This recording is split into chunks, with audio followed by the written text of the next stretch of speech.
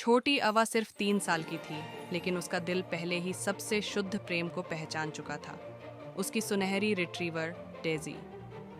Daisy उसके साथ तब से थी जब वह एक नन्ही सी बच्ची थी। उसकी मुलायम फर एक गर्म कंबल की तरह थी, जो उसे हमेशा आराम देती थी। अवा जहाँ जाती, डेजी उसके पीछे पीछे चलती। उसकी पूंछ खुशी में लहराती रहती।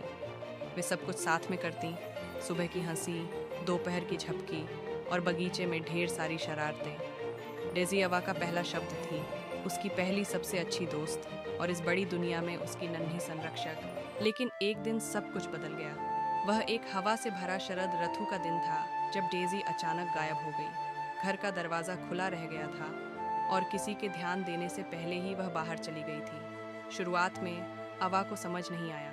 उसने घर के कोनों में डेजी को ढूंढा, सोफे के पीछे, टेबल के नीचे, यहाँ तक कि अपने खिलौनों के डिब्बे में भी, लेकिन डेजी कहीं नहीं थी। जब माता पिता ने उसे बताया कि डेजी खो गई है, तो उसकी छोटी सी दुनिया में दुख छा गया। उसे खो जाना का मतलब नहीं पता था। वह बस इतना जानती थी कि उसकी सबसे प्यारी दोस्त उसके पास नहीं थी, जो उसे सोने से पहले गले लगाती थी। कई दिनों तक वह दरवाजे के पास बैठी रही, डेजी के पसंदीदा खिलौने को अपने सीने से लगाए हुए।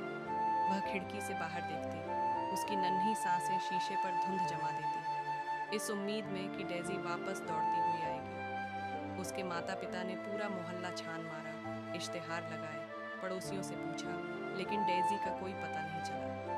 एक शाम अवा बरामदे में बैठी, डेजी के पुराने टेडी बियर को सीने से लगाए, फुसफुसाई, डेजी घर आ जाओ, अब छुपन छुपाई नहीं। और फिर जैसे तारों ने उसकी मासूम दुआ सुन ली हो, दूर से एक जानी पहचानी भौंक सुनाई दी। अवा की आंखें चमक उठीं। उसने देखा कि एक सुनहरी परछाई उसकी ओर दौड़ रही थी।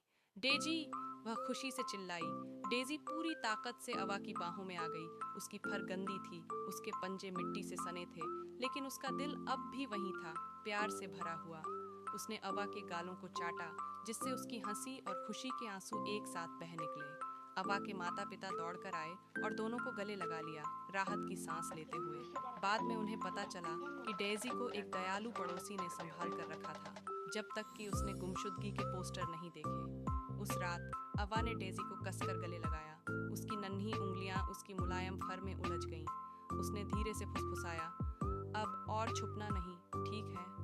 डेजी ने अपनी नाक उसके गाल से सटा दी, जैसे वादा कर रही हो कि वह अब कभी दूर नहीं जाएगी। और उस दिन के बाद चाहे अवा जहाँ भी गई, डेजी कभी उससे दूर नहीं हुई।